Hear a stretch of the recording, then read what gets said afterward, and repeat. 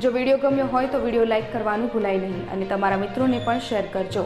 અને હા, તમારો અભિપ્રાય પણ અમને કોમેન્ટ બોક્સમાં જણાવજો કે અમારો આ પ્રયાસ તમને કેવો લાગ્યો.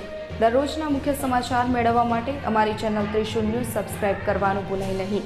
જો આ વિડીયો તમે ફેસબુકમાં જોઈ રહ્યા છો તો વિડીયો લાઇક કરી દેજો અને હા, સાથે સાથે અમારા ત્રિશુલ ન્યૂઝ પેજને પણ લાઇક કરી દેજો. ધન્યવાદ.